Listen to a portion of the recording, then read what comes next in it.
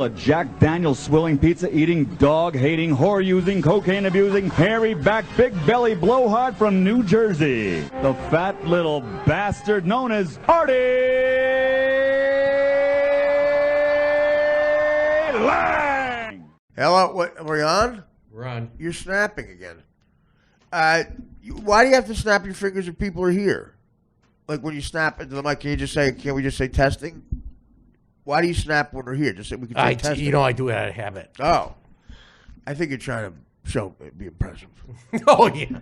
Like that's just, instead of saying test, he snaps into the mic. Is that? And I think you want to look, we all want an identity.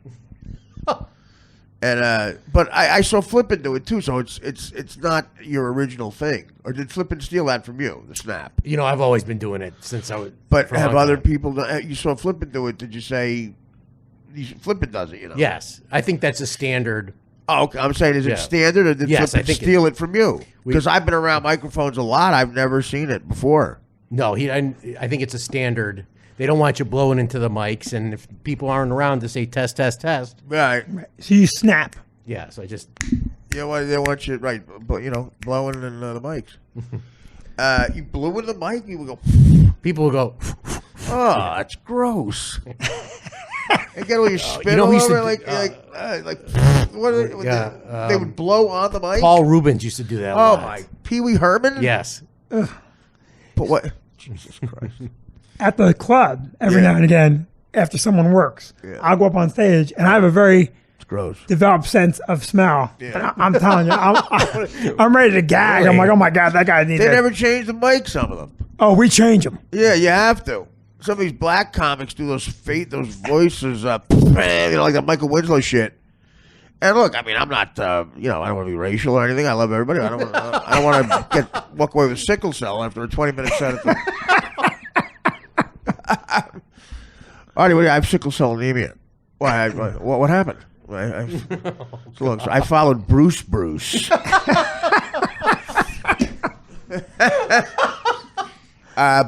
imitated his car and his wife having a conversation. Some bit he goes. I have sickle cell anemia, and I like large butts. Yeah. That's my bit. Well, sickle cell is not a contagious heart. It isn't? No. Well, again, I'm using that joke a lot. Like I got a black iPhone, so I could just call it my sickle cell phone. I think that's great. A lot of the kids don't like it; they find it offensive. But I get the black iPhone. I call it a sickle cell phone, and it really stands out when I'm talking at the bar. I seem like a witty guy. A lot of the women go, "Wow, that's quick! Your sickle cell phone." Yeah, well, that's what I do for a living. I'm an entertainer. Did you just come up with that? Yeah, I just thought of it. Really? Like I have a white phone. Yeah, I noticed that I have a black phone. And what, you just came up with that? I'm like, yep. And the one girl had like a real feminine pink one that I said, well, a lot of gay guys use that. I said, well, that's my low T cell phone. Oh. And that's where I lose them. A lot of the millennials go, there's funny and there's crossing the line. Let's get out of here, Amanda. They go out. What's the matter? What's the matter, Danielle? Mr. Funny over here just crossed the line with me. What happened? Well, first of all, I know a lot of my friends are African Americans, and I know they probably suffer from sickle cell.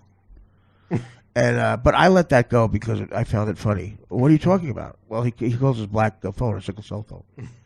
I don't get it. Amanda, you don't know about sickle cell anemia? I know about it, but what does that have to do with African Americans? I mean, my God, Google it. This is so embarrassing. It's so embarrassing. I mean, we both went to Brandeis. Well, I find that offensive. Well, I didn't because it was right off the top of his head. And it was very funny. He claims he just came up with it. That's probably a lie. You know what? Actually, I'm looking on Twitter. You tweeted that out 2 weeks ago. You tweeted that you had a sickle cell phone 2 weeks ago. So you're a complete liar. On top of a racist. And a homophobe. What about homophobia? Well, then he looks at my bedazzled phone. And, we have a lot of gay phones. Yeah. A lot of gay friends. I mean, yeah, right, exactly. And then he says, "Oh, so the sickle cell phone." He sees that I'm giggling at it, and he thinks he's getting my pants with that. Guess again, pal. And then he goes, "Oh, that's your low T cell count phone." What does that look, Amanda? What does that mean? Well, you know what AIDS is. When you have AIDS, you have a low T cell count. Oh, come on. He did not make a joke like that. Is that true? Is that true? I'm tweeting that out. I'm putting it on Instagram. We have a picture of you on stage, We thought your set was so funny. We're talking, and we have the decency to talk to you. And this is disgusting. My cousin has a gay friend.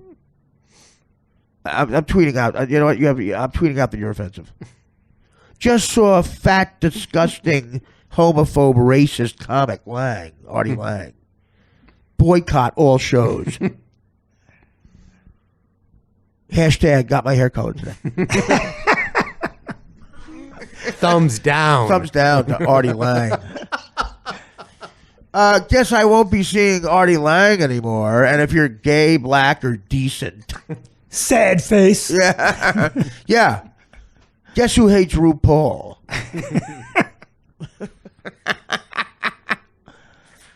Yeah. You mean RuPaul Giamatti? What does that mean? Well, that's my new character I'm doing. It's a gay, black, great actor. RuPaul Giamatti. Did you just think of that off the top of your head? Yeah, I actually did. You know what? I don't believe you. I'm going on your Twitter. You tweeted it a year ago. I have it right here. RuPaul Giamatti. Right next to RuPaul Newman. Are you going to say you just throw that up too? I have it right here. RuPaul Newman and RuPaul Giamatti. And you probably stole that from somebody. Who'd you steal that from? A great comedian? Like Nick Thune? That's my impression of a millennial conversation at how it escalates at the Comedy Cellar Cafe. I let the T-cell, I let the sickle cell phone go, and I shouldn't have. I'm so mad at myself. What's that look, Amanda? Well, I don't know. You should have called him on his racism right there. You didn't even know what a T-cell count is. Well, don't tell the rest of the gang I didn't know it. I mean, I'm just as educated as you are, and I love gay people. You know that. I'm starting to think you're homophobic. I don't want to hang out with you anymore. I'm Instagramming you're homophobic. You're going to lose a lot of followers tonight. That's all I know, Mr. Lang. I hope you get AIDS. What if you had AIDS? Well, it would suck. I don't have AIDS, though. So you want to have sex? I wouldn't have sex with you if you were the last homophobe on Earth. I bet I could. What if I paid you like $1,000? Oh, you're disgusting. You have African American friends, Mr. Lang? I bet you don't. And I don't count the parking attendant that you tip at Christmas. You have African American friends? I certainly do. Who? My dentist happens to be African American. Is that why your teeth are fucked up? Oh, you're disgusting. Did you just think of that off the top of your head? Yeah, you did. The dentist joke? Yeah. You realize you're talking to two complete idiots. That's probably how a conversation goes, though. These young people. It's disgusting. There's my favorite African-American actress on TV, right? Charlize Theron. I love her. Well, that's the intro. That was my monologue. Vinnie Brand is here. The great Vinnie Brand, the Stress Factory Vinnie Brand. In the news, but we can't talk about a lot of stuff. Yeah, Vinny's here, but he's not going to say a word. Margaret Cho was at the club and had some issues, but I got to say, Vinny. This is why comics love Vinny. He's being very, he gave me just a little inside dope, not much. I'm a comic, and he's, being very nice, and he's supporting her. And that's, listen, I can't. I'm not judging Margaret Cho for being incoherent on stage. I'm going to judge somebody. What are you kidding me? Why don't I just judge her for being heavyset?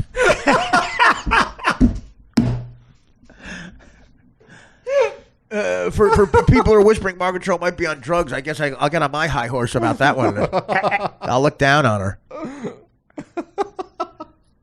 How dare you do drugs, Margaret, before you go on stage? She said it was jet lag. Yeah, of course it is. And I believe her. Yep. That's what I call. That's what I call flight attendants. By the way. Oh, you said lag. Jet fag. I just thought of that. You did not. I'm googling it. You can't get away with shit either. Okay, you know, chicks will look it up on Twitter. You didn't just think that up. I guess I didn't. But so no, Vinny's being so that's why you like. He's being very supportive of comedians. The one thing Vinny will not support is hate speech. Right, Dan? Right?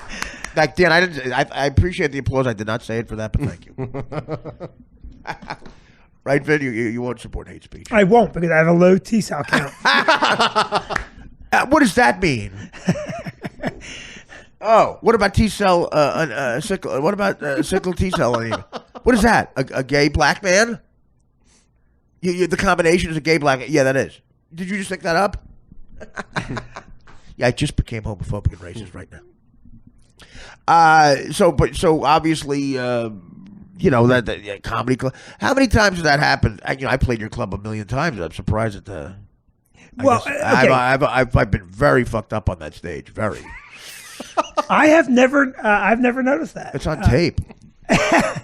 Well, yeah, but you know. But I always get through. It's always fun. But you know, there's a difference. I've also been on stage around my travels around the world. The stand-up community knows that I've been fucked up to where you seem incoherent. It's tough. There's nothing worse than waking up at like say a La Quinta Inn in St. Louis and realizing you spoke publicly. People paid to see you speak publicly the night before, and you don't remember it. What the fuck happened? And then you're walking out like people went to the show from the hotel and giving you looks. What's the matter? How you doing? I'm here for the continental breakfast. I'll give it to you. I guess I could walk it over right after I talk to my fat boyfriend. What? Yeah, my fat ugly boyfriend whose shirt was gay last night. You remember that? Did I say that? Yeah. You were body judging. But so Hal, you've owned that club a long time. Have you had a lot of issues with that over the years with people on stage? I saw the last set Mitch Hedberg ever did at Caroline's. I was there in the back, and it was very sad. He was like incoherent, like moving around stage, like grabbing at stuff that wasn't there. I don't know. Since I wasn't at the show, I don't know if she was on drugs. I know that she had 4 brilliant shows before that. I'm not even asking about Margaret. I'm saying over the years, do you remember any? Yeah, I remember a couple people that did. And I know one guy who blew out an early show on New Year's Eve. And New Year's Eve is a night you can't blow out New Year's Eve. Yeah. People paying better money. Yeah, they got to pace it. And I went into the green room in between shows and said, listen, you and I are friends for a long time, and I love you. But, man, you better do something and get straightened out for the late show. Wait, so you mean the first show was bad, you mean? Yeah. Okay. Why? Because he was fucked up? It was my perspective, rather, that perhaps he was wandered a bit and he was messed up. And we have guys that I have seen who won't go on stage without smoking a joint before. Right. Well, that's, Yeah. And, but, I mean, 1 or 2 times. And one time, back when he was drinking, Attell was drunk on stage, but he was so funny. Yeah. And Attell's always great. So Attell's drunk on stage. Dave's one of those comics I've never seen him not funny on stage. I've never seen Attell not be funny on stage. When he tries to not be funny, and he does that, he's funny. It's unbelievable. Yeah. And that night he went on and on. It was a late show Saturday, and at about the 1 hour and 25-minute mark, we're in the back like, oh, come on, Dave, wrap it up. And he's looking for the light. We don't light people up on a late show. Right. And he's in the middle of a joke. And he goes, so I'm talking to a midget. And I say, Vinnie, where's the light? And then the midget, and he just slipped it into the set. Right. But, so that's about he was funny the whole time. Yeah. But so that was the only time you had to talk to somebody that time with the New Year's Eve. Yeah, the only time I ever talked to someone. Right. And then we did have a guy who recently smoked during the show in the green room. Right. And it was a packed house. And about 35 people said, hey, listen, we can't breathe back here. Because of the weed? Huh? Because of the weed? He was smoking a lot of weed. People complained about it. People complained about it. That's rare. Well, let me tell you, it was a lot of weed. And I guess so. oh, he dried out. You know, he got the dry mouth in between. And on stage, it was so uncomfortable to watch. He's like rubbing his teeth and he's got no fluid. Wow. Yeah. And that's a very, that was, Boy, Dan Dreesen is really full. that was recent. And we talked to him afterward. You did. You had a chat with him. I've never talked to you, though. I've always seen you kill. Well, listen, I mean, some of us can handle our some of us can handle our speedballs. I'm watching Entertainment Tonight. They have a clip of the new Ghostbusters with these four chicks. Four very funny women. Kristen Wiig. Ghostbusters is coming out, by the way. It's all broads, right? Yeah. Yes. Okay. Kristen Wiig, hilarious. Katie McKinnon, the broad doing the Hillary Clinton on SNL right now. She's very funny. And who else is that? Who is that? Is it Melissa McCarthy? Molly. Who's the fat chick? Melissa McCarthy. And Lawrence Taylor is going to play. Right? I guess the one guy they're leaving the black guy is still a guy. What are you? I'm looking at it. It's Lawrence Taylor. And I guess it's hard to get insurance with him, right? Oh God. Well, they put their names underneath. He changed his name, I guess. Well, that's good. But oh my God, is that Lawrence? That's not Lawrence Taylor. Oh my God, is my face red? No, it's the chick who looks like Lawrence Taylor. I'm sorry, I'm body judging. What is her name? The chick from SNL? Leslie Jones, right? Right. Leslie Jones. She is a big woman. Is she With really? a healthy T-cell count. It looks like, you know what it looks like? Kristen Wiig is standing next to her, looking up at her, and it looks like a remake of King Kong.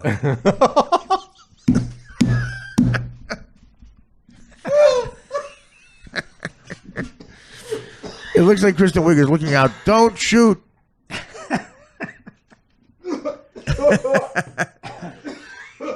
Don't shoot. The lights, don't shine the lights. The lights make them mad. Apparently, in the new King Kong, they walk a red carpet. King Kong 2, he assimilates in New York. He survives the fall. This is the premise. I'm reading it now from online. King Kong 2, he survives the fall somehow. And he's got some broken bones. He's in intensive care for a while in the ape section of Cedars-Sinai. And he lives a normal life. And they go into acting and they make a movie, I guess, him and Fay Ray. And they're walking the red carpet of the movie, and everything's fine. And then the red lights from the red carpet, supposedly, he has a relapse and kills everybody. He kills Los Angeles this time. He climbs the H in the Hollywood sign. And Kristen Wiig is, I guess they made a lot of money with this one. And she's saying, don't shoot the light, it's the lights, it gets them mad. And so Leslie Jones got a lot of work. Ghostbusters and King Kong. Of course, I'm kidding. Kristen Wiig looks nothing like Fay Ray. Can never pull it off. Vinnie being very quiet. Of course, he wants a career like. I'm just kidding. I'm kidding around. She's she's much taller than Kristen Wiig is the point. She doesn't look like King Kong. That really, come on. I mean, if you take a real quick glance, ooh, like a real quick with your head, is that King Kong? No, it's Leslie Jones. Very talented. What are the chances that the Ghostbusters remake with those girls is not going to be arguably the worst movie you've ever seen in your life? The trailer is. There's a trailer? Yeah, it's horrible. Oh, my it's horrible. God. A large trailer? I don't know why. What you just said for the last 3 minutes is funnier than anything You know, Well, and also, they don't In the see in the movie. movie. It's also the reason I'll be out of show business. Why would you try to remake that movie? That movie was so because good. that's what they're doing. Look what Steve Martin has done to comedy compared to what he gave to comedy. Pink Panther 1 and 2. Can Peter Sellers Peter Sellers died. I think he was broke. Steve Martin's buying a fucking another island off the coast of Hawaii with Pink Panther 2. And Sergeant Bilko and what the fuck is going on? All these remakes, you know why they're out of ideas, and that's it. Arthur, the movie Arthur, the remake of Arthur with Russell Brand is such an offensive. It offends me as a fan of comedy. I'm offended by it. Literally, I wanted to set up for all these young people watching the new Arthur with Russell fucking Brand.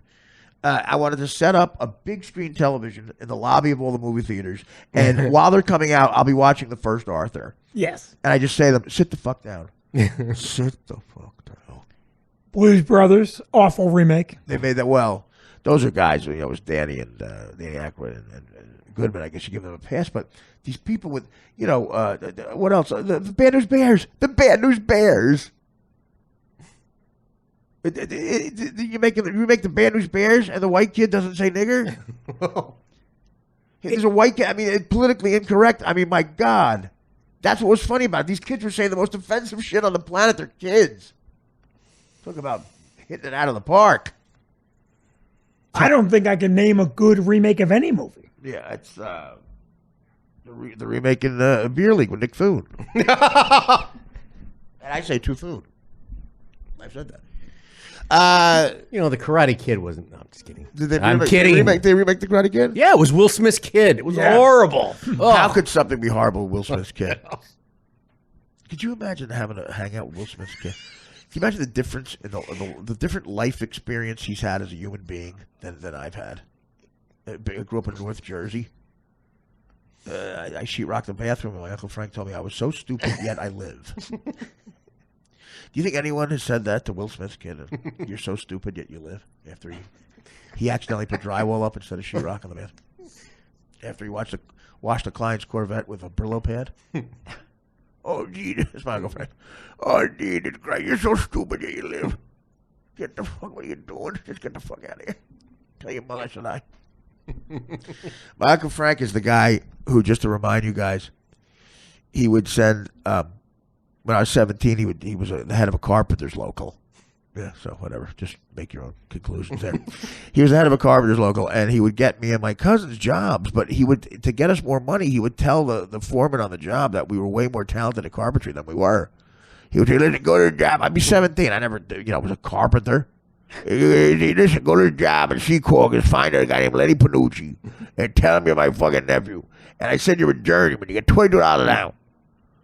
I go, what was you going to expect me to do? Just fucking do it. You go there. I go, he goes, you're a journeyman? Yeah. He goes, all right, make me a header. I go, I don't know what header is. He goes, oh, Frankie, what the fuck? Fuck me. He goes, all right, you know what? See that pile of sheetrock? Just move it over there. Try to take 8 hours. And so he would send us to jobs. He would have a beef with a guy. And he would send me and my other cousins to jobs. And he would say, just go up to that guy when you go to the and just mention my name and see what happens. I go, what do you mean? Just throw up my name. Hey, Frankie Mantle. Okay. And then see what he said. Just tell me what he says. So that would happen. And I swear to God, this happened like 11 times. And after that happened, he'd come up to me at a family barbecue about 2 weeks later. And he'd be real like clandestine and quiet. He would go, did you see that guy? What'd he say? Then what'd you say? Then what'd he do? Then what'd you do? Then what did he say when you did that? He's a jerk off. It's the exact conversation. Did you see that guy? Yeah. What'd he say? Then what'd you say? Then what'd he do? Then what'd you do? Then what did he say when you did that? He's a fucking jerk off. Yeah. You're so stupid yet you live. You think Will Smith's kid has ever had that said to him? No. Ever since he was old enough to fucking hear, people have told him he's it. He's the reason the sun exists. You're the reason we're breathing air is because of you. So you can't ruin the Karate Kid. It's impossible. And then he ruins the Karate Kid. And no one tells him. I never saw either one of them. I made a movie with Ralph Macchio. He's a nice guy. I pretended I saw the first one. I don't care about those movies. The kid from fucking... the kid from, The Outsiders. What's the name of that movie? The kid from the... what's the movie, the Coppola movie, The Outsiders? The Outsiders? Is that Ralph Macchio's in there? Golden Boy? Who am I asking? I think so. That kid's learning karate from the guy from Happy Days? I don't care. But I told Ralph I saw it. It was great. So, you know, I just, the state of showbiz right now is a lot of remakes and they're all bad. That's the problem.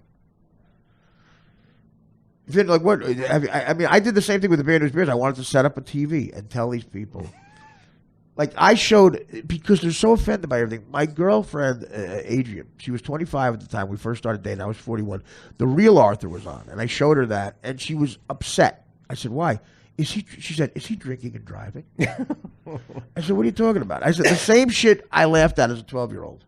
She thought was so sad and offensive. She thought it was a documentary about an alcoholic." He's chugging it's so sad. Is he that into alcohol? He's chugging whiskey while he's going to his girlfriend's house. Oh, the girlfriend's father's threatened to kill him. It's terrible. Did the girlfriend's father really shoot that moose? I mean, that poor moose. This is a terrible movie. Is this a drama? No, it's actually one of the best comedies ever. Oh, come on. Did you just think of that sickle cell joke you said before? You know, we're speaking of, what is it, maybe Vin, maybe you know, why do black people love Hillary Clinton so much? I don't get it. Well, why is that? Do you know anything about that? Do you have any insight? Wait, what's your question? Why do black people love Hillary Clinton so much? Well, because she's a Democrat and she gives away a lot of stuff. And so that's the most racist thing that's been said all day. Well, I mean, listen, that okay, she gives away stuff like what? Like what? Mayonnaise? She gives away grape drinks. She tips the maids well. Well, okay. Here's why, and this is not racist, but it's gonna sound racist because the socioeconomic background of a particular cohort of humans might be such that the Democrats would be a better platform to support. Cohort of humans? Well, I'm trying to be very politically correct. No, what you're saying actually might make sense. The giving away stuff. I'm going to make this the promo, so make it good. Listen. No, but my point is this, though. A lot of Democrats have that stance. Yes. What is it about her in particular? Like, they especially like Hillary Clinton. Well, she's got a very large ass. And I think that's part of it. And she, you know, she's championed a lot of black causes, and she's reached out to the black community. Name one. What cause? Democrats for Black People. We'll let it flow. We'll stop right there. Group. We'll stop right there. Before you never get Bruce back at the club. I think he was more comfortable talking about Margaret Cho. I think Margaret Cho was more comfortable for me. Well, come on. Now, you're a Democrat, right? Yes. Okay, so you know why Democrats would support, and there are... Yeah, why, Dan? You tell us. You're Mr. fucking politics. Dan had to drop out of school when he was 15. There's a lot of theories, but... I think my theory... And he overcompensates. Like, he's afraid that people will think he's dumb, so he reads a lot. He thinks he knows everything.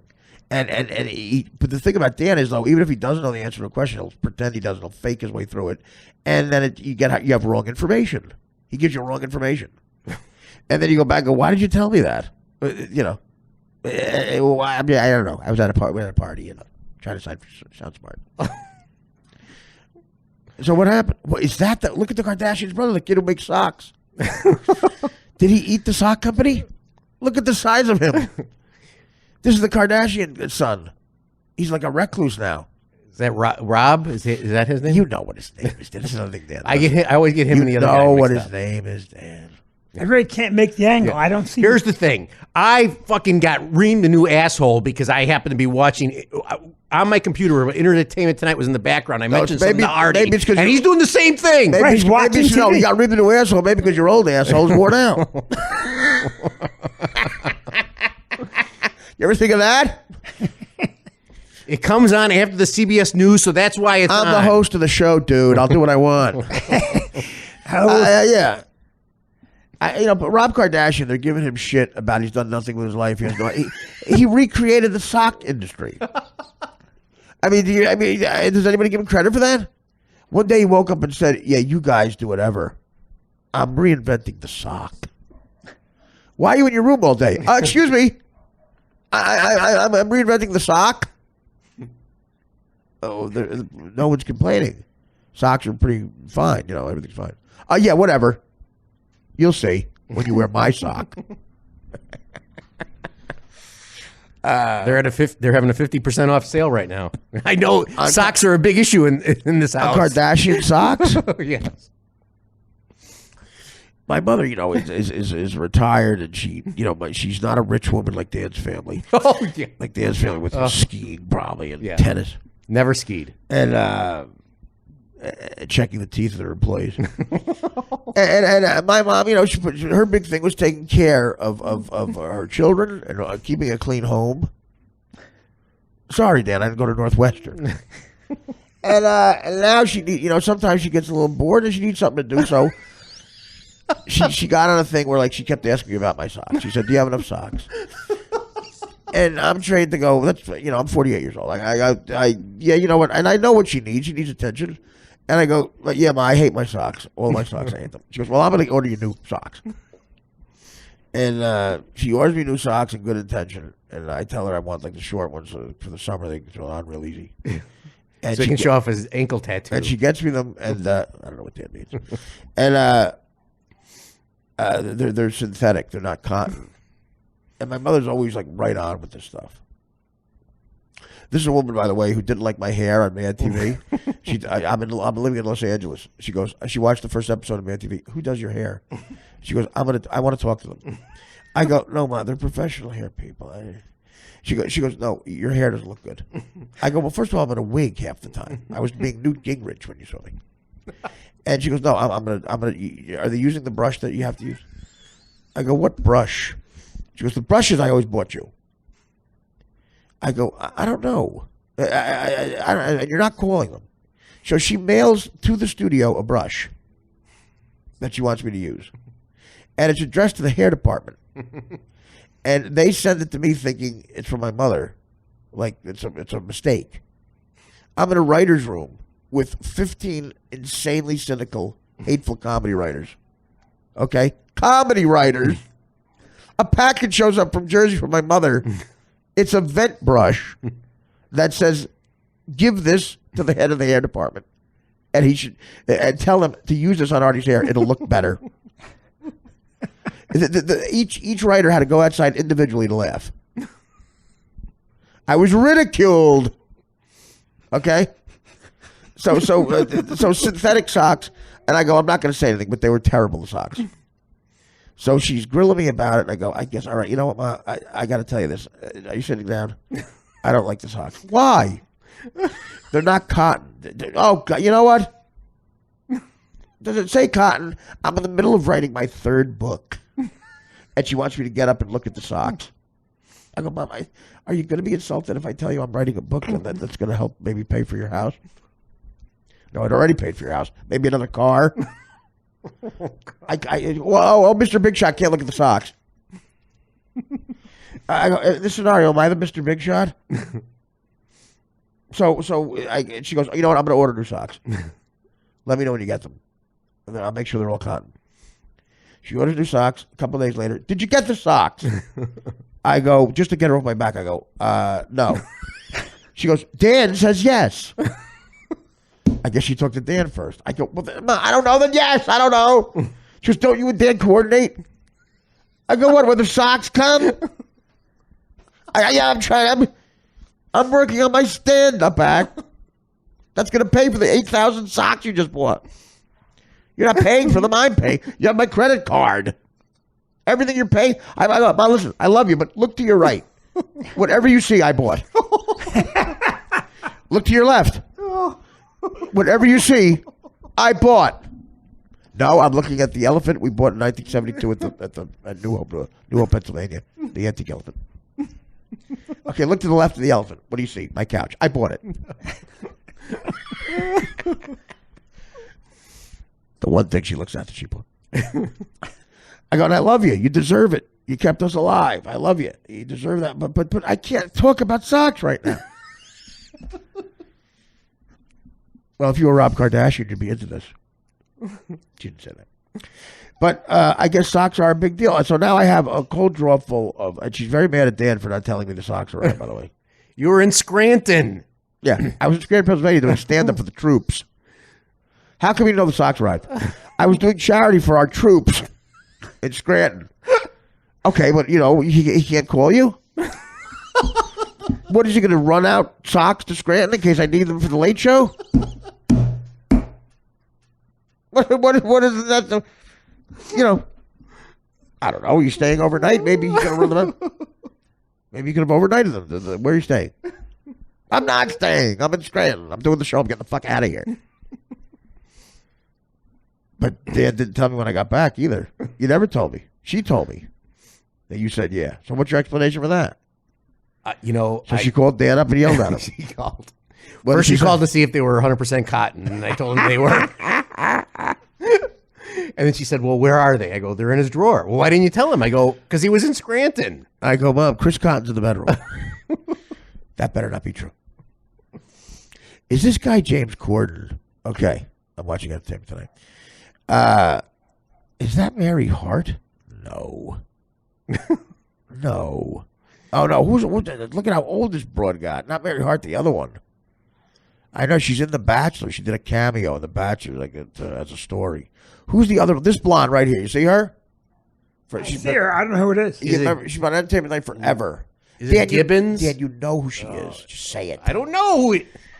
Dan tries to compensate for being... He thinks he's going to sound gay. If you know everything a gay guy knows. Because I read the paper. Because I keep up to everybody date. reads those things. Is it Rob Kardashian, Art? Yeah. Yeah. Like you don't know. I had to relocate so I could see what the hell he's talking about. Well, no, it's she's been on. I just was startled because she looks enormous. I got in trouble too because I remember what's her face? She was on Baywatch. What the fuck was her name? I thought this was a great joke, but she got very, very offended. Pam Anderson? Not Pam Anderson. There was another one. Gina Lee Nolan. Remember Gina Lee Nolan? And she came in. She was heavy, and I didn't even. I called her Gina Lee Swollen. I thought that was so funny, and then her people called. But yeah, I don't forget what I was watching now. I got startled by how fat this chick got on Entertainment Tonight. God. I know I'm fat shaming. That's the new politically correct name. Did you know that, Vin, by the way?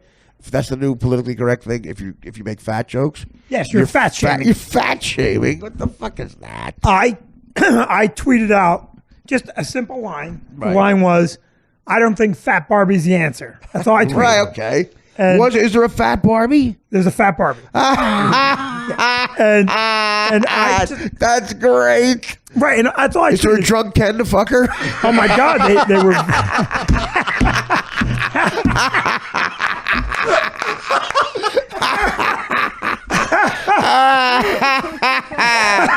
Did you just think of that? Yeah, sure. That's fantastic. A drunk Ken. That's a star. Drunk Ken fucks Fat Barbie. There's a fat and ugly Barbie, and that you need crystal meth Ken to fuck her. And there's a fat Sports Illustrated issue now. Come on. Yeah, you didn't fat models are. Come on. Well, this is the thing, and what I said is, okay, if Barbie's not a good role model, neither is Fat Barbie. Yeah, right? Fat Barbie role model. How about eat a role model? Right, neither one. I don't know any mother holding a Barbie doll up to her daughter going, "This is what you have to be, honey." This is an egg role model. Right. and the heavy girl on Sports Illustrated, I don't know. I'm not saying it's not attractive. It's not a healthy lifestyle. It's out now? Yeah, it's out now. She's on the cover. She's a heavy gal. There's a fat chick on the cover. Right? Google that. If you don't mind. I don't mean to tell you how to do your job. But Danzig gets very upset when people are condescending. And they say that she is beautiful, and I'm sure she is, but it's not a good role model. I'm positive Ashley Graham is her name. Here, I'll show you a picture. Ashley Graham. And she's a heavy gal, right? Can I take a picture? Is that her? Right, that's a heavy gal. What's her last name? Cracker? Ashley Graham Cracker? She has single-handedly repurposed the Sports Illustrated swimsuit issue. Oh, she's a big girl. She looks like Khloe Kardashian. You know what she looks like? I swear she looks like that guy on the Saints who got shot. And she's full of T cells. Will Smith. Yeah, no, she's healthy. Yeah. She's not losing weight. She's but not Michael Stipe. I don't think that. I think if you're going to have a role model, if you're thin, that's a better. Right. Right. No, of course it is. That's stupid. It's just, come on. Well, you can't. You said earlier, and it's true. You can't joke about anything now. Someone's going to get offended. Well, yeah, but again, models are like, the whole thing is that's why we're looking at them. In other words, they're on the cover, and we buy the magazine because they're unique. Why are they unique? They don't look like every broad you see walking down the street. Correct. I don't look like, Tyson Beckford. Thank God. but whatever. I'm trying to think of a white guy. A white model. I don't know. Mark S. Schenkenberg. Who knows? I don't know. Dan, you know a bunch of them, I'm sure. Name a male model that you love. I don't know any male model. I don't know the name of one male model. I don't know either. Dan, but you could just use Matthew McConaughey. right. Okay, whatever. Yeah, exactly. I know that. Robert Pattinson. He's a... Who's that? Isn't that the... Which one? See what he does? See what he does? He says it out, then I go, no, I purposely, I know who he is, by the way. So I purposely pretend I don't, and then Dan goes, oh my God, I must be gay. Dan goes in his head, No, I never. wait, gay people only know Robert Pattinson. Wait, I better pretend. Isn't that the guy? That's exactly what he does. You do it every time. I get you every time. I know who he is. I don't know who he is. He's the guy from Twilight, right? Yes. I guy from Twilight? That was a guess. Okay. So, but he knows. See, he admit I'm so Because right. I read the paper. No, Dan. He goes, Robert Pattinson, and I go, who? And then Dan panics. He goes into like in the closet gay guy panic, and he goes, wait a minute. Oh my God, is that just gay people who know that? Oh my God, I'm in a panic, and he looks at you, Vin, and goes, isn't that the guy from a movie? So it'll seem heterosexual. I'm on to you, dude. Yeah. Okay. Whatever. Well, why do you do that? Just be a man and say, yeah, I know him because he's a big star. I was trying to think of a younger He's a guy. big star. Yeah, a big star. Think of a younger guy. I'll tell you right now, I don't mind. Then Matthew McConaughey, I don't think You're people... always thinking of younger guys. Yeah. Well, we know that Joe, the waiter at the club, is a very good-looking man. By the way, I really don't get that. I met him and I don't get it, man. Joe? We have different types of men. I don't. He had a bad day. Nice looking guy, but for those of you who are shaking your head in major confusement. Last time Vinnie was on, I was about to do stand-up at his club. And he told me that there was a new waiter there. And first of all, he crowbarred this into the show. We were talking about this like it just out of nowhere. Like it was a grassy knoll shot from the Sabruder film. like if Kennedy was getting hit with cum bullets. It was a gay shot from the grassy knoll. We're talking. We're like, yes, I got a hot waiter at my club. What? There's a guy at my fucking club that's smoking. I don't think it was quite that grassy. Well, whatever. We were like, what? And then he tells me, I'm telling you right now, this guy is hot. And I go, what are you talking about, Vin? And he goes, and I'm like, all right. And then it became very awkward. And Dan, of course, woke up. Yeah. And no, I don't like your waiters, I'm saying. And so I said, okay. Now he really built him up. And I said, well, I don't want to see a picture. I want to meet him, So I go and I'm at the club, and I'm doing it. And he comes back and he goes, here he is, and he introduced me to him, and I go, my God. I mean, he's all right, look, isn't he? You were let down a little. I was not exactly a young Omar Sharif. A good-looking kid, but he was very shy because now he's got some fat old comedian. Hey, this kid's hot. I feel like the old guy on Boogie Nights going, can I see your cock? I'm paying for this, buddy, so let's see your cock. That is the creepiest when that fucking old oofa. You didn't think Joe was that good looking? I thought, listen, I'm not going to kick him out of bed for eating crackers. No, but you made him sound like, I mean, Jesus. You made him sound like David Beckham and Tyson Beckford. Tyrese Beckford. I mean, well, what do you, why, so have you told him what you think of him? I have. You sound like you're Lou Pearlman trying to set the boy band guy, you know, like, I'm putting together a, you don't have to sing. You don't have to sing. We'll get it on over too. But what I told Joe is, please use your good looks to get more good-looking women to come work for the club. I want That's thinking on your feet. I want hot women at the club working there. Is that working? I want you to walk into the club and go, this is where I want to be. Yeah. Well, okay. Well, is that the truth? The hottest chick I've seen there is Margaret Cho.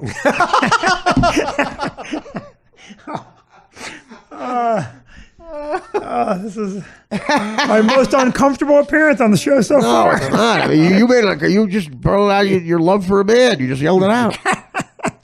And first of all, now we know Dan probably fucking slaps at the Robert Pattinson. Oh, Christ! I don't know Robert. Anybody else? Robert Pattinson? He's fucking fucking his central vacuum unit. And above it says Robert's mouth. Does Robert let you call his mouth a pussy? Say it again. Dan. No, I think you're talking to Vinnie. Does Robert let you call his mouth a pussy, dude? In my world, he does. Your mouth's now a pussy. Oh, those long days of shooting on Twilight. You must be so tired. What does the Twilight guy look like? Oh, he's smoking. Dan, describe him. You didn't pull him up? What's he look like? He has dark hair. Thin and dark hair. Let him go, man. Well, pull a picture up. No, describe him. No, Dan, describe him. I can't remember. He's thin and has dark hair. Yeah, no, he doesn't. He's got light hair. They have abs? The other guy, No, he doesn't. The other guy's got dark hair. Then I'm confusing the one. Oh, look at him. Does he have abs? Look at him. What color are his eyes? I don't know. Yes, you do. Dan, you definitely Robert do. Pattinson has dark hair. What are you talking about? I'm sorry. That was the same argument you have at every This meeting. is him. Joe is hotter. Joe's a better looking man than that. You guys can fight this. You is guys can so fight this out at the bathhouse. You guys can fight this out at the bathroom at Equinox. You're a gym guy. Dan, is that why? Is that like a conversation you have at the gym? No. Robert's hot. Come on, Robert Pattinson has dark hair, pal. You go to a gym a lot, right? Do What's you that? go to gym a lot, right? Yeah. Okay. Do you go to the other gym? Let's say you're traveling, you're doing your comedy shows. Right. Okay. Apparently, this is the only, because I picked a gay gym, which is not the Equinox at Rockefeller Center. You picked a gay gym? They give you shirts and shorts and socks to wear because there are a lot of executives that Right. don't bring it. Have you seen that at other gyms? The most uncomfortable. No, I've not seen that. Okay. I have seen. Dan, I let you talk because you dig a hole for yourself. You're a weirdo, and you don't think you're a weirdo. And then he wears other people's clothes. I don't wear other that people's a guy clothes. named Carlos watches. Well, have you They ever- wash it, and he wears clothes. Yeah, you shouldn't do that. You're a whack job. Why? What is a Dan, Well, I just think that when you're wearing someone else's gym clothes, it's disgusting. It's not. They clean them. They're all clean on the It's wall. you're going to end up with sickle cell anemia. My words. You know the talented Mr. Yeah. Ripley when Jude Law catches him in his clothes, Have you ever seen the bathroom in your club? and he goes. Dan, it's a comedy club. You can't. What are you complaining about? You can't even blow a guy in there. There's no room. 15 yards, unnecessary roughness. I can't even get my mouth open. Have you ever been to the gym at the Friars, Artie? Yes. Have you? No. Okay, the weirdest thing I ever saw. I married was Freddie Roman there. An old man getting dried by two little Dominicans. Yeah. That's what Dan does. Right? That's what Danny's doing. They yeah. dry him, and the guy's Johnson's hanging right Right. at head level, and he's wiping his calves down. What do you and then mean they dry I him? swear. That's what Danny wanted to do in high school. You wrote that down as an occupation. And then they put slippers on the guy. No man should put slippers on you. No, especially if it's fucking Milton Berle. Milton Berle's hose. Selwyn. Well, first of all, Dan, we go to the fucking. This is so embarrassing, but it's all full circle. We go to the Indianapolis to the Beach Bowl because I'm on DirecTV and I play the Beach Bowl. And Dan, we walk in the locker room. It's Dan and the legend Jim Brown, and he has his pants off, and he's putting Jim Brown's pants on. And we go, what are you doing? And I think Jim needed some help with his pants. And Jim Brown looks up really awkward and like, why is your friend putting my pants? No, that's not what happened. Yeah, what happened? We walked in and okay, tell me when I'm not telling the truth. We walked in to a big locker room. There were two people in the locker room. Me and my cousin Jeff, and we saw Nikki DiPaolo.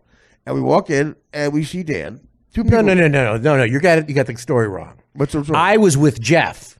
Because I just got him in the picture with Eli Manning, with Peyton Manning. Right. And Jeff and I. And then you guys walked in. And while we were standing there, Jim Brown walks in. He was late. Right. He was supposed to be in the Beach Bowl. Right. And he puts his clothes down.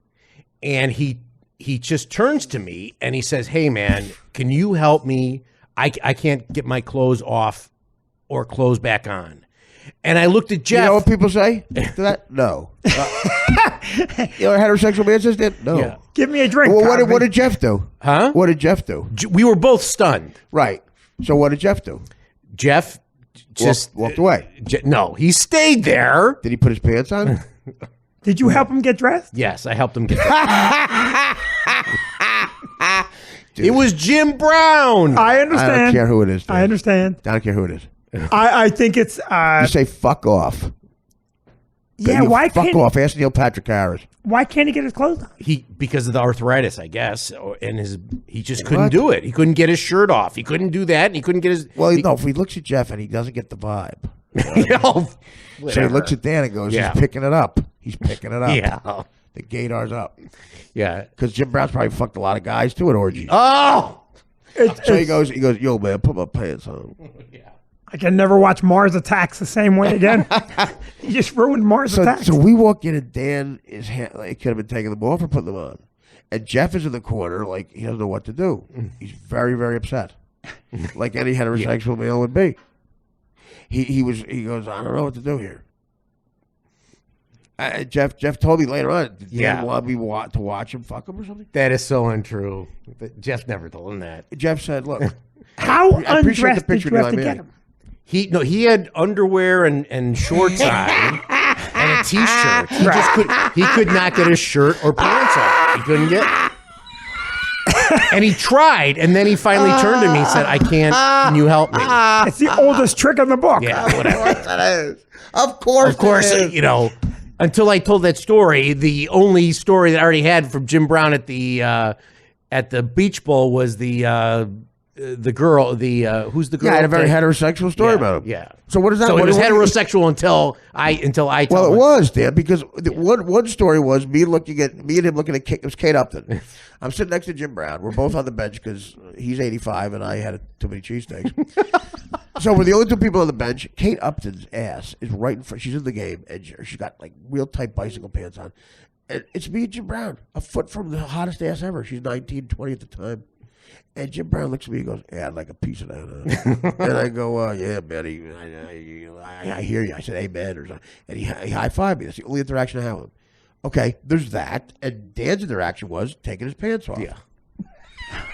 You know what? If it was Lawrence Taylor, I wouldn't have done it. Yeah, Jim Brown, Walter Payton. If they needed help, I'd do it. You have your standards, and I respect that in a man. I'll tell you why he would have done it for Lawrence Taylor, because he also has a black cock. Older NFL African American legends. He's a legend. He couldn't do it. Yo, I'm on a treasure hunt for a black cock. Was it a scavenger hunt? Was one of them Jim Brown's cock? Was he still, by the way, he's a big dude, right? He's bent over now, like Dan was. Usually, I'm the only guy bent over, man. Thank you. That's an odd story. Dan, it's weird. Yeah. No, listen. You're a weirdo. it's you have to understand that the story's odd, right? He yells out like yes, and but you know what? What if he said? Like if Vinny's going to help him with the gym, and then of course it's in the paper next day that because I'm white, I wouldn't help him. A black legend take. Why? What are you talking about there? You know how he's what are you talking about, Mr. I think Liberal? the story in the paper. Mr. I want to vote for Elizabeth Warren. Dan, no one knows who you are. There's no story. I think the story in the paper would have been Jim Brown tries to molest a young white man. I think that's if it was the truth, it would have been Artie Lang walks in on his assistant blowing a guy. it is an odd story. Well, I'm not judging. I'm just saying. You don't have to judge. The truth is the truth. I mean, Dan's yelling out the gym clothes thing like he thinks he's going to get an ally. Like that's a normal thing. I made a mistake. Of course, you wear other people's clothes in the gym. No, I've never seen that. What? Oh, God. L.A. and at Rockefeller Center, Equinox gives you clothes. Is that a gay gym? No. Yes, it's in the Rockefeller Center. Well, I already said gay gyms. It's in Rockefeller Center. Which is the neighborhood. The neighborhood, that's what it's known as, like Little Havana. What do they charge you to work out? They give you clothes. It's a premier club, so it's a little more. Right. But because they have all the executives from the NBC in there, and they don't want to bring gym clothes. Right. And they also don't have a lot of space. I get it. Yeah. I was in my gym in Middletown. We get it. I get it. I don't know that I would. I think I would bring my own clothes. Would you put your? Of course. You would never put someone else's clothes on. Yeah, I understand it, but I would bring my own stuff. Disgusting. That's how the AIDS virus started. Oh, you're patient zero. Dan, would you mind adjusting my underwear? I have a little. I'm sorry. Hey, guys, I'm late. I have to go put Barry Sanders' shoes on.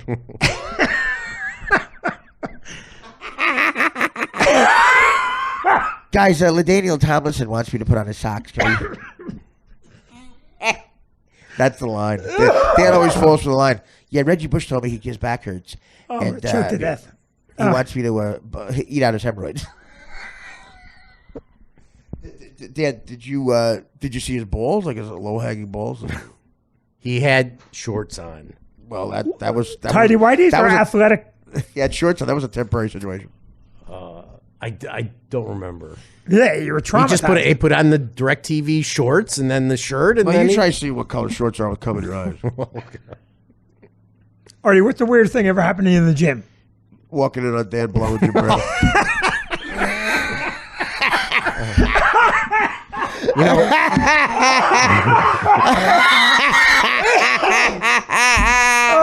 That's pretty much a no-brainer. That's the second most is a distant second.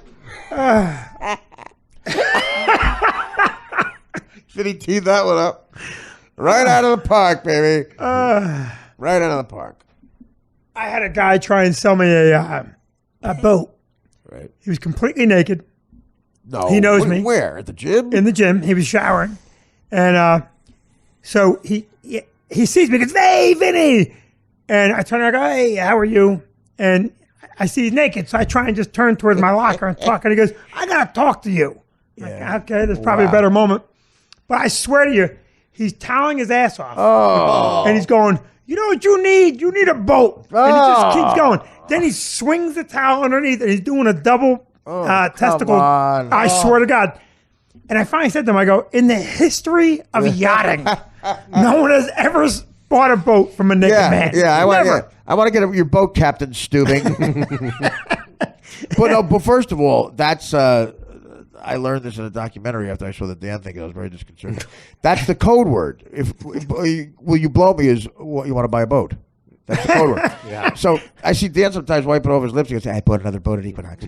I wouldn't buy the boat. I just helped him get his clothes on, and I got out of there. I bought another boat over at the Lafayette Street Crunch. Well, listen, we're all Dan was at the gym with Sam Champion. Talking about the weather. Okay, but Carlos, Dan, first of all, the guy who washed the clothes, Dan got close to Carlos, right? I didn't get close to him. I saw him every morning. Hello, how are you? Do you think Carlos did a good job washing the clothes? Yes. No, come on. He was Hispanic. Who was that?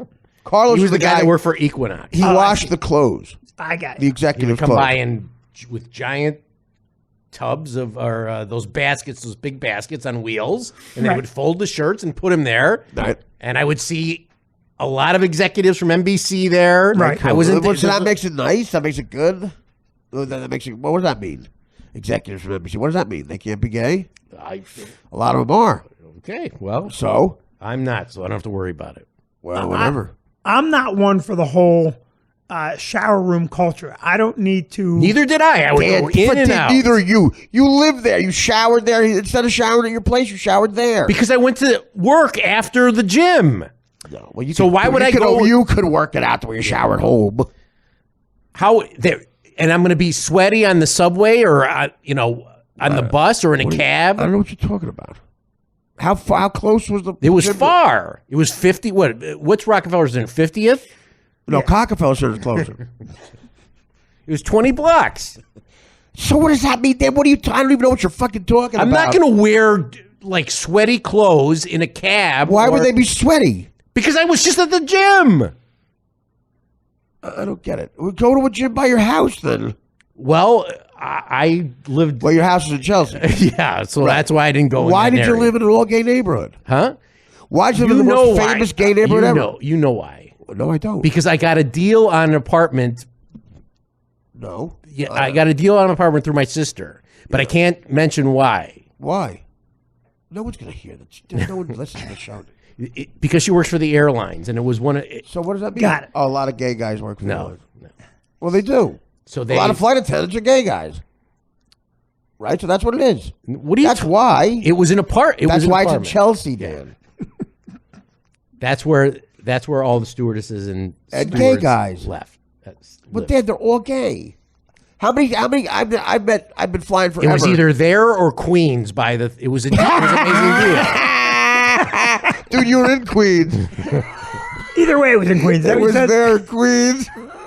It was either there or Fagville. We have a guest. Don't you want to talk to Vinnie? Not even close. I'm having a lot of fun. Vinny's having fun doing it. No, honestly, Dan, do you not know that a lot of gay guys are flight attendants?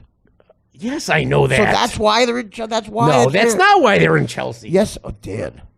You guys want to be around your folk. Your Is people. Queens? Yeah. Is Queens gay?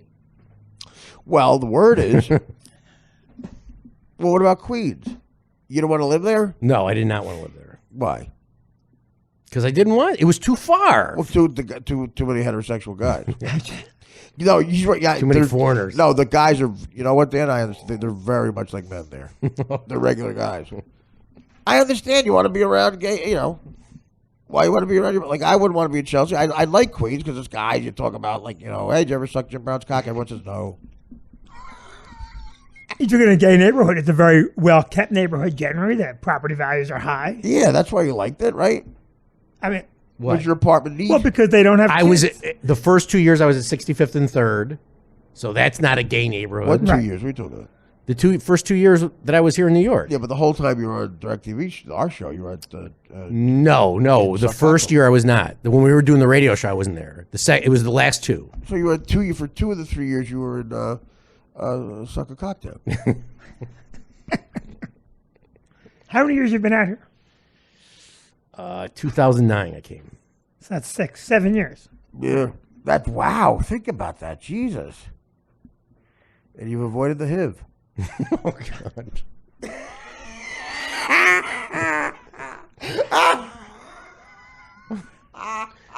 So who's appearing at your club? I gotta tell you something. Let's talk about Stretch That Factory. laugh makes me laugh. It's fantastic. He has to get the mic way off of him because you guys too loud. Dan doesn't realize how great he is. He is radio gold. Again, it just every day there's new information. Every day. Every day. And, again, my cousin Jeff is a big sports fan. He's never been the same. Like, he's never watched football again. He used to watch highlights of Jim Brown all the time. He goes, whoa, God, I know a guy that fucking blew him. And you probably exchange numbers. Well, I'm in town. Jim, it's me. I'd like to come to Browntown. Jim, is that your nickname for his house, Browntown? Browntown. It's Danny. Can I come to Browntown? Someone needs their pants on. Is someone going outside today? Ooh, that sounds like a place you're going to need pants. What do you mean there's another guy there? What's he doing? There's a guy from KTLA putting your pants on. What? Sorry, man. Sorry, he was here. Why? What does that mean about us? I have to get a hotel? Please, Jim, don't make me get a hotel. It's so embarrassing. Sorry, Dan. I'm about to change my number. It's getting a little too much. But this, what did we meant so much? So much to each other. I watched the highlights of the championship game, remember? And I told you how good you looked. And you remember you showed me the Dirty Dozen audition tapes? You were great in that. Sorry, Dan, the guy from KTLA is putting my pants on. This is horrible. You'll get over it, Dan. All the bitches get over it. Yeah, you and Cecily Tyson, you should call her. She took it poorly. Cecily, it's Dan. Jim told me to call. Yes, we have something in common. And that thing is Jim Brown. Jim Brown's love. Well, listen. We'll move on. Bono was talking to Congress. Did you hear this, by the way? You'll like this. Yeah. Bono, the lead singer of U2, was talking to Congress about the refugee situation in ISIS. And he started talking about the fact that, like, this is true. The first thing Hitler threw out of Germany when he tried to take over, like, all the surrealists, all the creative people, the people that can make you laugh, artists that make you laugh, because they're, especially comedians, that's the great equalizer. That's the thing that can take away evil, even. And laughter and comedy can sort of change people from evil to good, because it's a common thing. And that's the premise Bono's going on. So he says to Congress, don't laugh, I'm dead serious. I think we should send over to Syria, literally, to try to, the ISIS people we catch, I guess, or something, to switch them over to our type of civilization again and cure them of this hate. Send comedians over there to perform for ISIS. And the three names he gave, dead serious: Chris Rock, Sacha Baron Cohen, and Amy Schumer. Who was the last one? Amy Schumer. Those are the three names he gave. Okay. Doing stand-up for ISIS. I'm a fan of all three, by the way. I want to start off that bit by saying that. Secondly, I want to say this. That's the craziest fucking stupid thing I've ever heard in my life. Sacha Baron Cohen, let's knock him down here. Sacha Baron Cohen, not a stand-up comedian. What's he going to do? Get in the Barat character? He's going to go up to ISIS and go, oh, you look good at it. You look good at it. Oh, your daughter. Oh, bad news. Your wife have a daughter. Let's set it on fire. Ha ha. He talks like them. They might think he's just one of them. He's also a Jew, which would not be a good... Or he's going to do the rapper like, Bawaka-kacha. Yo, the Bawaka mama, you bomb Brussels, waka-waka-kacha. What's that character's name? The rapper? Ali G. Ali G. Yeah. Yeah. It's Ali G. Waka waka waka cha. Yo, you had ISIS. Oh, waka to yo. That not working. Is that going to convert anybody? I don't think. Chris Rock. Brilliant stand-up comic. Brilliant. But I don't know if his material for, he's a Bed-Stuy kid. Is his material about his wife going to go over? There's black people in this thing. I love black people. I hate them. I mean, maybe you can modify it to like, there's Arabs and there's sand niggas. I love Arabs. I hate sand niggas. Cut the Chris Rock and Sacha Baron Cohen in a cage slowly being lowered into water. Okay, again, not working. I'm so afraid to not working. That brings us to Amy Schumer. I don't know. I think what they should do is send over her special first. I think what they should do is this. Send over her last set from Last Comic Standing, particularly the heckler episode. She was particularly strong in the Heckler episode of Last Comic Standing. Send that episode over to ISIS first, just to see what they think. I mean, because you're putting Amy in harm's way. She's a woman. You know, send her over there with just a tape and say, "Listen, I'll be at the Kabul Hilton with Margaret Cho." And you guys here again, but I know you killed Chris and Sasha. I know you slowly lowered them into a pond, and they drowned. By the way, I can't say I condone that. So that, first of all, second of all, I need a bigger burger. Third of all, just watch my special. Just watch this is me on Last Comic Standing, and then I'm going to go into my HBO special. At the very end, I do a bunch of things like, you guys familiar with a Dirty Sanchez? You'll love it. And if you like that, then I'll go ahead and do a show. But I want to do a warm-up show first. Is there a club? Is there Chuckles here? Is there a Funny Bone? We don't know what to talk of. Why is your face not covered? I'm sorry. Why are your face not covered? I'm sorry. Why do you have a Hitler mustache? Well, that's the burqa. I need a bigger one. Why did burqa not cover your face? I don't know. Why are you talking Greek? Okay, so that's my suggestion. So I think I'm saving Sasha. I don't think Rock, brilliant. Don't know if it's going to go over. I just don't know. Sacha Baron Cohen's on a stand-up. The Bawaka Cha guy, Ali G, and Barat, I think, is going to get killed immediately. They're going to behead Barat, and he's got a thin neck. It'll take him 3 seconds to fucking behead Barat. Why did I open my mouth? For a cock. It might be the worst overall. What about Bruno? That's the one we're forgetting. Oh, Bruno, the gay guy. Yeah. Oh, Yeah, they're not going to like him either. I miss the hot pants. And then they just cut his fucking neck off. There's not going to... I mean, you really put them in harm's way. Bono really sounds like an idiot. I'm a fan of Bono. Did he think this through? And he wasn't just thinking off the top of his head. He very specifically, he said, these are the 3 names. I just don't think they're going to sell in ISIS territory. Well, no. Here's the premise. They're in a cage. They're already there. I see. They're shitting and pissing all over themselves for years. I would like to send Levy and his Warrior Point show. Now that's a good point. I wanted to say comics that maybe would go over. Right.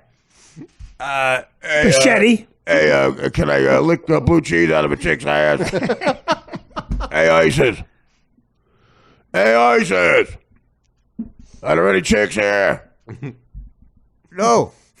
Where are they? They're all dead. Oh. Listen to me, all right? Listen to me. Listen, this is for Warrior Point. We're raising money for the people that kill you people. This is for the troops. What troops? Well, I guess you're, I don't know. Check that. Can you put your kid back up again? Put your kid back up. Maybe Bob could do a fundraiser for ISIS Point. Bob, we understand all the proceeds are going to, where? A firehouse in South Jersey? Well, yeah, after I get expenses. Okay. Bono's on the side going, guys, do some of your spiritual stuff. Bono. Don't laugh. I think we should send Chris Rock. Booyakata. Entertainment Tonight. This just in. Sacha Baron Cohen killed on video. Sacha Baron Cohen beheaded as Barat. This just in. The Sandiger bit goes terribly for Chris Rock. Chris Rock beheaded. They can behead Rock on the size of that neck with a fucking nail clipper. This just in. The ISIS looking over Amy Schumer's set from Last Comic Standing, deciding whether or not they want to see her. Also, people sewing together 2 birthdays. Yes, you know, we Googled American comedians. Can Margaret Cho do the same set she did that night at the strip club? Yes. We'd like her to do 35 minutes of, yelling. She's like Sam Kinison. We have question, Carrot Top? What about Gallagher? We already have a bunch of shit on our face. Well, Gallagher doesn't have to bring the plastic. How about Bruce Bruce? Is Bruce Bruce available? Bruce Bruce. What if Bono just said, I think we should send Bruce Bruce? The Reverend Bob Levy. And Michael Boschetti. ISIS, how are you? Mike Boschetti. Thank you. My father and I have played hide and go seek when I was a kid. He's been missing since 1971. Thank you. I get you 13 weeks at the Kabul Chuckle Hut. The Kabul. Listen, the Kabul Chuckle Hut is booked all week. Russell Peters and Greg Rogel have it booked. Is that my phone? Right in the middle of a classic band. Wait. It's not me. It's you, Dan. My phone's not going. Is it you? What's that? It ain't me. Your What's phone. that? I'm not ringing. I'm not ringing. Here's my phone. Someone was just ringing. Is there someone else in the apartment? I didn't ring. A phone was just ringing. Did you hear it, Dan? Yes, I heard it. It's my phone's Get right up here. and investigate, dude. Is it Jim Brown? Yo, man, you said you'd be done. Yo, man, my pants are off. Get out. All right, let's take a break. We'll take a break. We'll get to the bottom of this.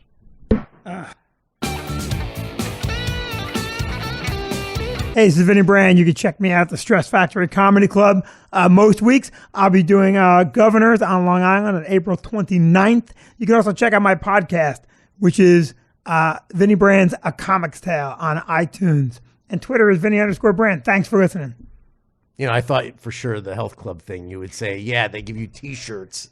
I thought you'd be the one guy that would support yeah. Well, I have to tell you, I think that what you do, like if you're going in to get the clothing, I get it.